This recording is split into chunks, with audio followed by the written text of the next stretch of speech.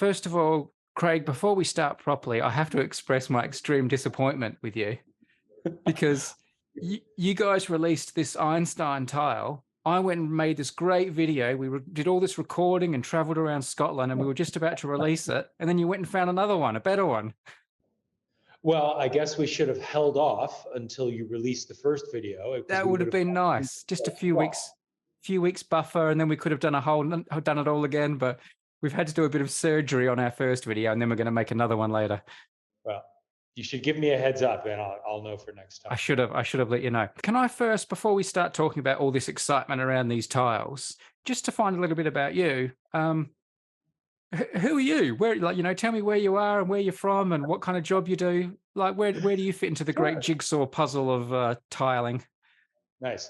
Well, my name is Craig Kaplan. I am an associate professor in the School of Computer Science at the University of Waterloo, which is one of the larger universities in Canada, particularly known for math, computer science, engineering, but of course, great programs in all sorts of fields.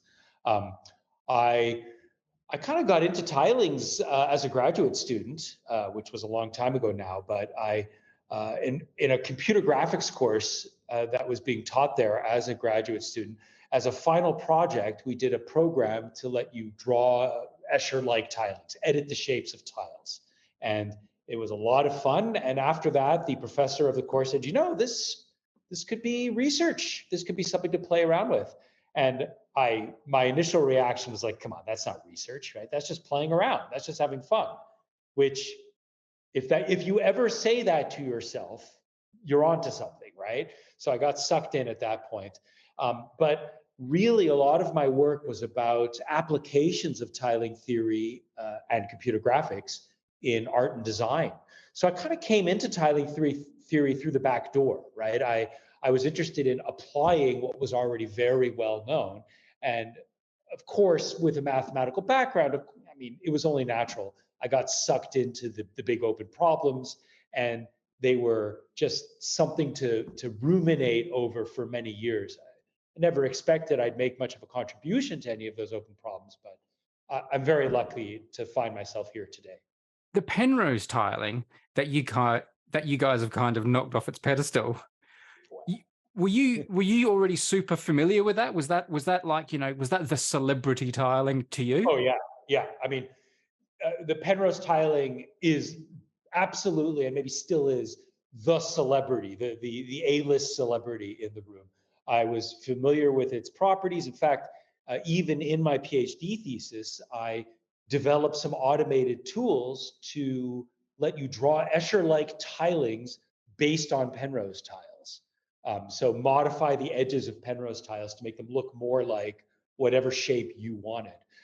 Way back in the day, Penrose himself had done such a modification and produced this hilarious drawing of, they kind of look like chickens, like two kinds of birds. And I emulated that in my work. But yeah, I mean, I'm very interested in the intersection of mathematics and art.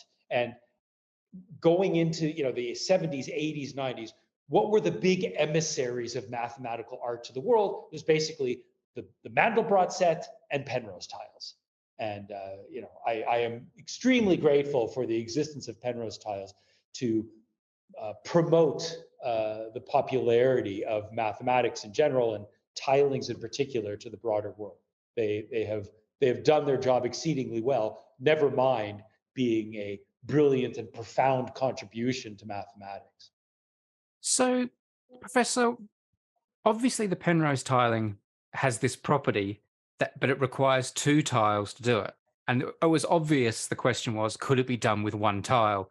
Was that kind of like the Fermat's last theorem of tiling? Was that the top thing? Was that the ultimate tiling holy To grail? my mind, yes. That, like, even 20 years ago, back in those days, that was the thing that I became fascinated by. Like, it's such a deep and wonderful question. It's kind of the fundamental question of tiling theory, or what used to be the fundamental open question of tiling theory.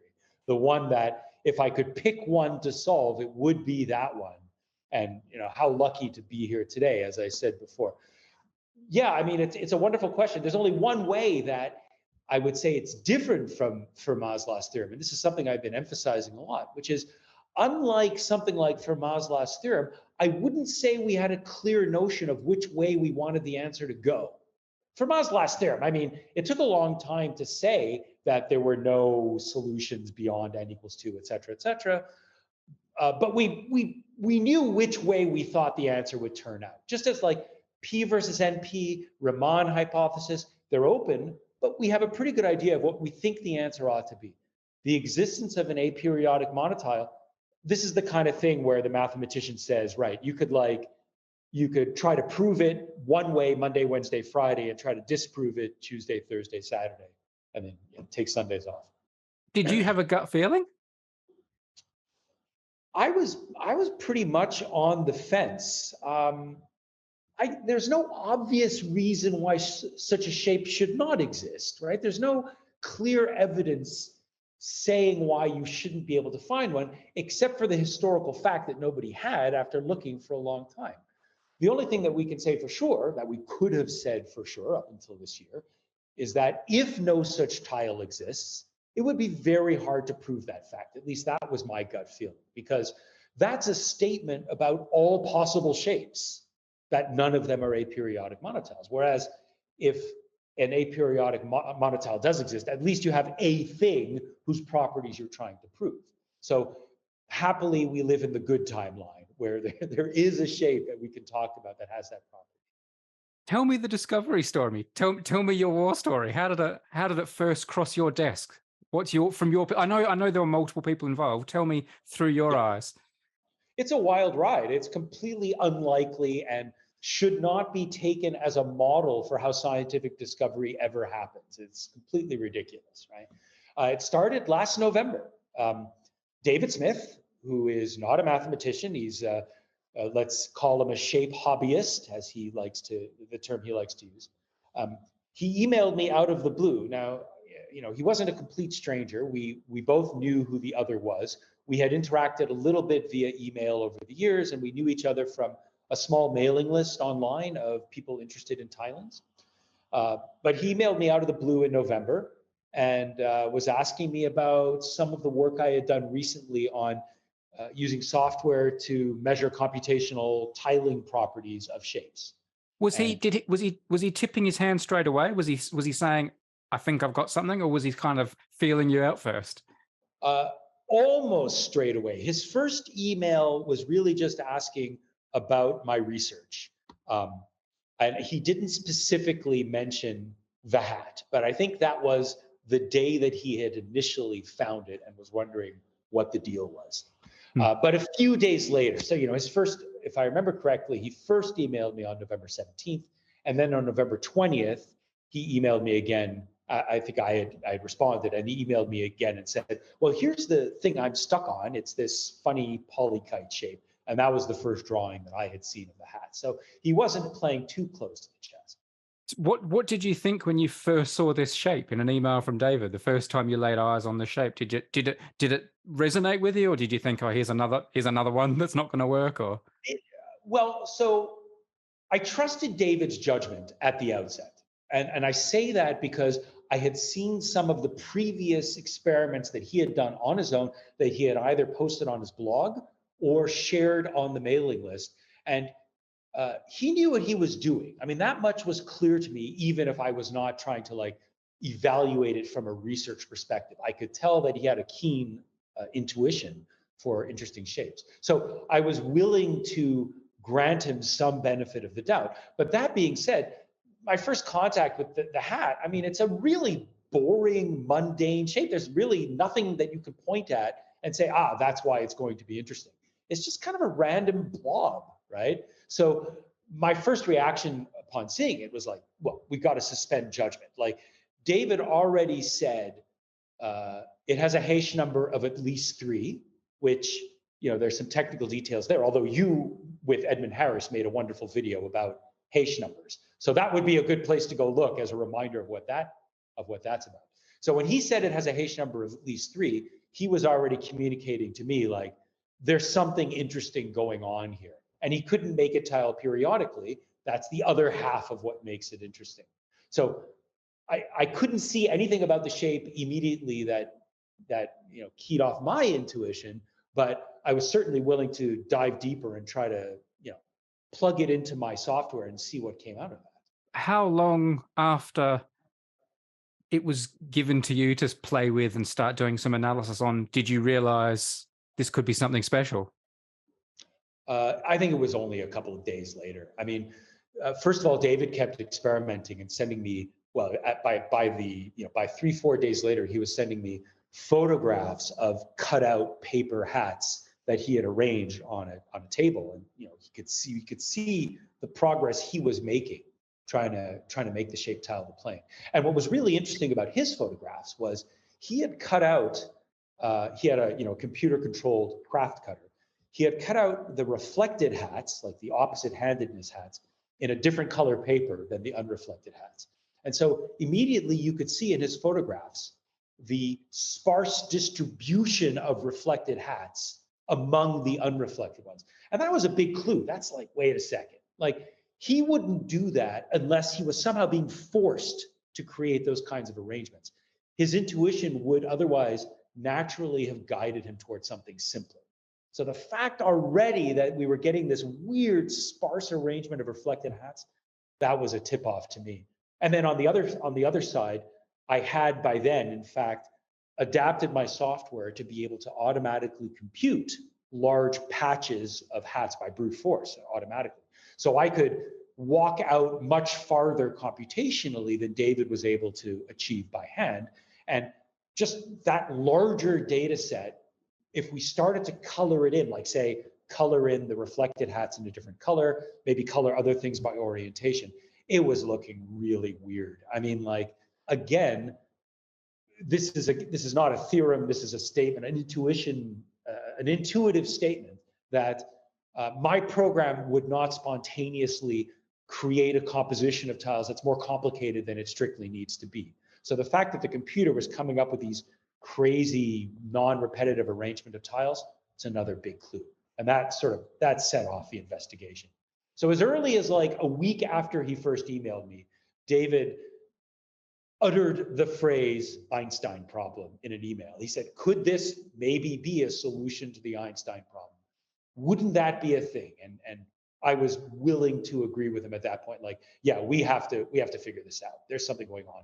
I know it's like a mathematical breakthrough, but because it's so visual, it really conjures up images of me like Howard Carter first glimpsing into Tutankhamun's tomb and seeing a beautiful thing and thinking, oh my God, have I found what I think I found after all this dreaming?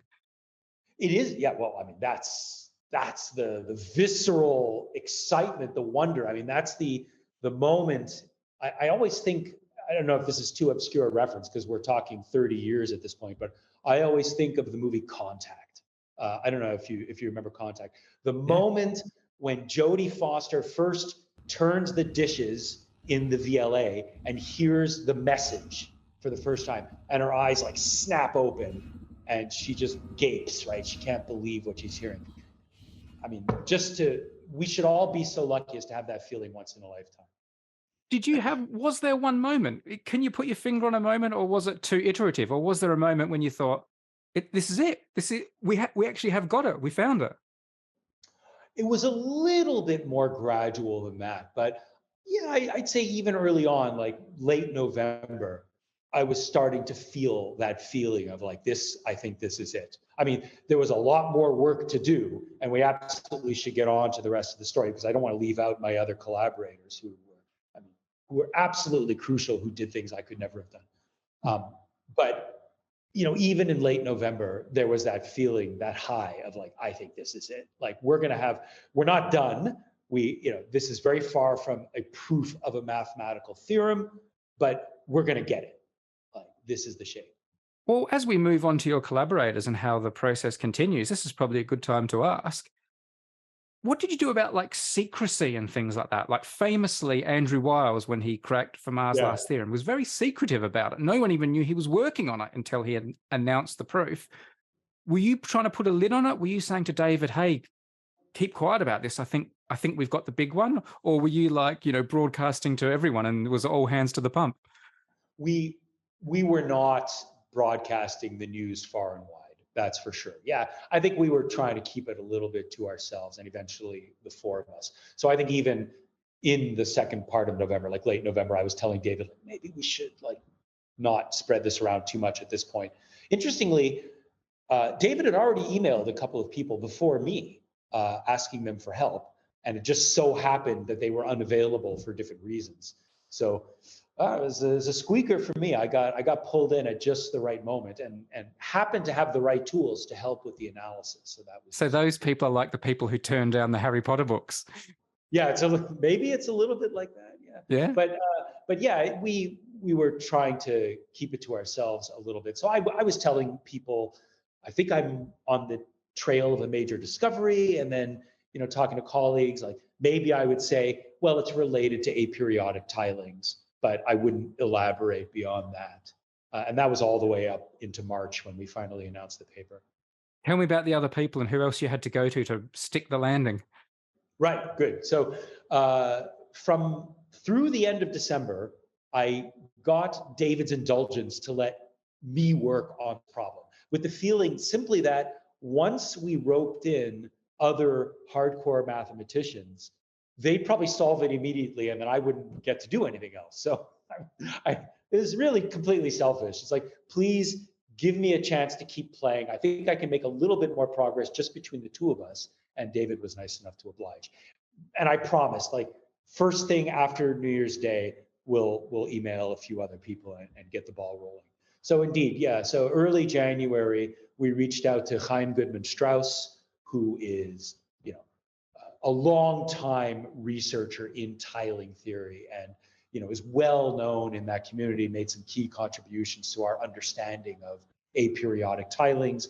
He's one of the few people other than Penrose who came up with a two-shape aperiodic tiling, or I should say an aperiodic tile set of size 2, the trilobite and crab, and it's easy to find online, which in some sense are two shapes that, with the appropriate matching conditions, recapitulate the structure of what's called the chair tiling. And so Chaim got in and, didn't raise any objections right from the get-go. He's like, yeah, this is looking really interesting. And then a week or two after that, we also reached out to Joseph Myers. Now, Joseph is also another interesting person in terms of his past and his current work. He's not an academic. He has a PhD in combinatorics from Cambridge. So he's highly qualified, and he has an excellent background for exactly these sorts of problems. And he works as a software developer. So he's not an active researcher. He doesn't publish papers actively.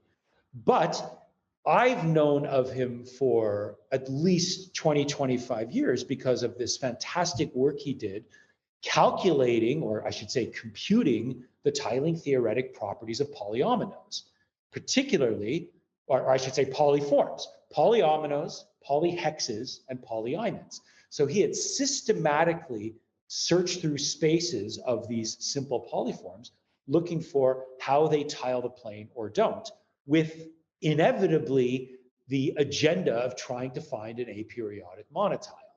So he could very well have been the discoverer of the hat if only he had looked in the polykite box early on, instead of focusing all his cycles on polyhexes, polyimides, polyominoes. But because of this background, he was perfectly situated to help in the analysis of this polykite. Like, he had spent all of these years preparing himself to prove the aperiodicity of a monotile if one should come along. And so when we roped him in and said, here it is, well, it took almost no time at all for him to finish the proof. By the end of December, I was able to show that the hat tiled the plane, which is half of a proof of aperiodicity. You need to show that there are tilings. Then you need to show that all of those tilings are non-periodic. And we emailed Joseph on, I think it was January 17th. And that was his first exposure to this problem and this shape. And on the 25th, he emailed back and said, okay, I think I've got it. Which, it's both a testament to Joseph's amazing skill And maybe also a comment on the fact that, once you know that the shape exists, proving that it has the properties you want it to have, maybe that's not such an arcane process. When you finally went public and there was all this great publicity, and it was a huge deal. I remember it was certainly all over my timelines. But initially there was this issue that a certain percentage of the tiles had to be flipped, reflected. So you could argue it wasn't one tile, it was two. It was Some people said, well, that's not one tile, that's two different Yeah, tiles. yeah. Did that irk you? Was that like a stone in your shoe that it wasn't quite as perfect as it could be?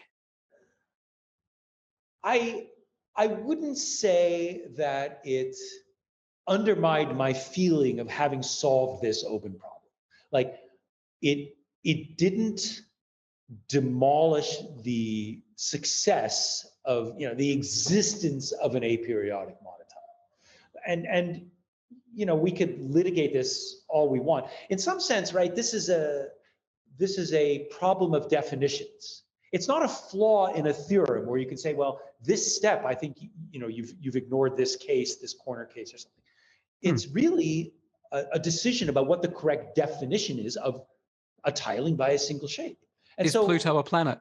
yeah, I mean, well, sure, right? Like, so, I mean, we could debate it all we want, but nobody's ever going to be right or wrong, because the question of what the correct definition for something is, well, that's a social process, right? It's not really a question of mathematical correctness.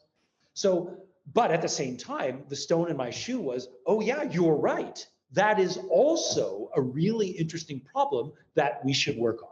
The question of whether there exists a chiral aperiodic monotile. So I wasn't so much disappointed as excited about there still being a non-trivial open problem that demanded to be investigated. Well, that one didn't take long. You guys came out with the solution to that one soon after. Well, it was crazy. I mean, and I said this is a problem that really ought to be investigated. I am not saying that we then went off and started investigating it. No way. I mean, we were, just as everyone else was saying, we were thinking, wow, yeah, that is a good problem. And who knows when we will understand enough about aperiodicity to find the answer to that one. It's even harder. And then, as fate would have it, right, we put the paper out, I think it was March 20th. I think it was 20th or 21st, right? And then people started putting all sorts of wonderful visual experiments online. They started playing around. Like you said, the response was incredible. I mean, just wonderful to see. And in particular, Yoshiaki Araki, who's a well-known figure who plays around with tilings and creates wonderful visual designs and explores the visual properties of tilings. He had started posting some of the pictures that he had created, including some based on what we call tile 1-1, the shape where all the edges have the same length in the continuum between the hat and the turtle, which the other shape. And David just saw something there that, it got playing around in the back of his head. Something looked a little bit strange there. And he started exploring, well, what happens if I try to tile the plane using tile 1-1, but I don't let myself use reflections? And that was like 5 days later. So it was a complete stroke of dumb luck. None of the authors of that paper, none of the authors of the first paper had any clue that we were headed in the direction towards a chiral aperiodic monotile. I would never have expected the answer to just shake out of the work we had already done. But there it was, which is not to say that the answer was in the original paper too, just the shape, right? Then we had to reopen the whole playbook and kind of redo all the steps that we had done previously, just based on this new shape, proving its aperiodicity. But I mean, I was astounded. I didn't believe it at first. I think I literally said by email to David, like, if this turns out to be a non-reflective Einstein, I'll eat my hat. Ha ha ha. Well, I guess I've had to do so at this point. Since it's all come out and there's been this swirl of excitement, has there been anything about it that has surprised you, or a crazy thing, someone who's called you, or some article you've seen, or what, like, of all the things that have happened since, what's been your favorite? Oh, there's been, I mean, a lot of great kind of fan art, I guess, that I've loved seeing online. Textile arts are natural, so people have made quilts and crochet and knitted hats, all sorts of great. I mean, there's obviously graphic art is a natural choice, and people have made great Escher-esque interpretations of the hat, the turtle, the specter, and so on. Yoshiaki Araki, whom I just mentioned, he was experimenting as well with tiling a strip with hats periodically. You can't fill the plane with hats periodically. That's the whole point. It's an aperiodic monotile. But you can actually tile a strip of any finite width in a way that repeats along that strip. So he had printed out like transparent tape with hats, like a big roll of tape, and he had applied it around a beer glass. And then somehow we found like tessellation beer, like a brand of beer called tessellation. That's the whole package. I really enjoyed seeing that. I think my favorite artistic interpretation of the hat was John Paul Wheatley's soccer ball, the football. So a lot of people had noticed that you can put 6 hats around a space in the shape of a regular hexagon, and you can tile the plane with those configurations of 6 hats plus a hexagon. And John Paul just realized, well, let's change that hexagon into a pentagon.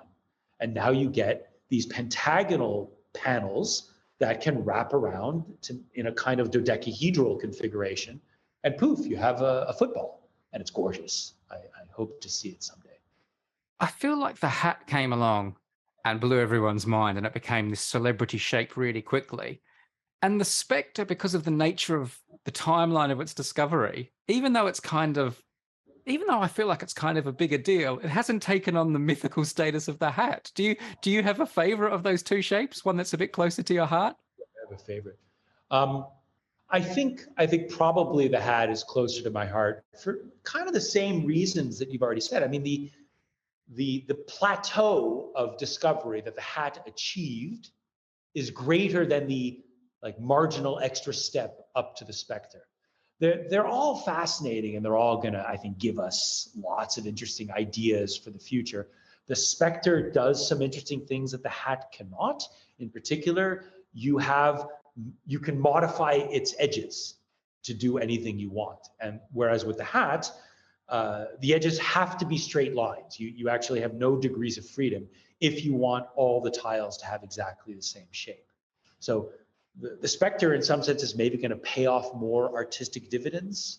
But yeah, the hat will probably always live on as, relatively speaking, a bigger discovery in my personal history.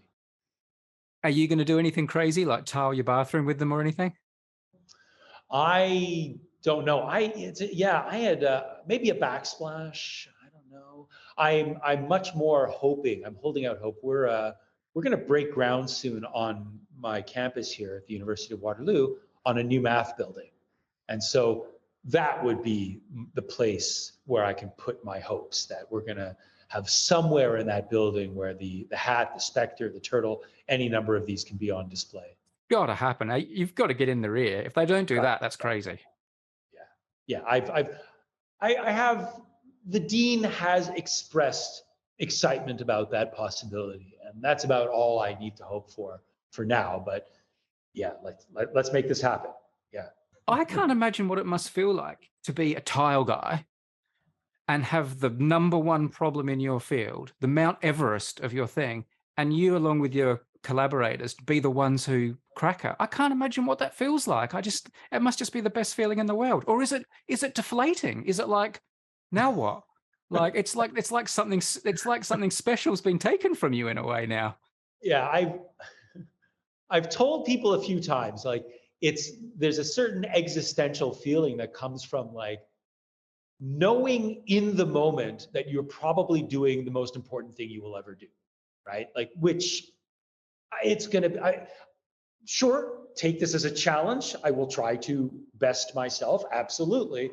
But let's be honest, right? This could very well be the most important thing I ever do. So that is a little bit of a melancholic feeling. That being said, yeah, the feeling is incredible. As I hope anybody who has already tuned in to your podcast, your YouTube channel, and so on, hopefully part of the reason they do that is because they can imagine the joy of scientific discovery, of mathematical discovery. And I'm here to tell you that, yeah, it is every bit as incredible as you would hope it feels. And yeah, it does. And, all I can do is try to revisit that feeling when I need it, and ideally to try to recreate it in the future with something else. There's a new tile in town, so we've come to the town of Newtile to see what it's all about. So, your regular floor tiles, how they go over and over, they cover the entire plane with a pattern. This new tile goes infinitely, but with no repeats. Happy new tile?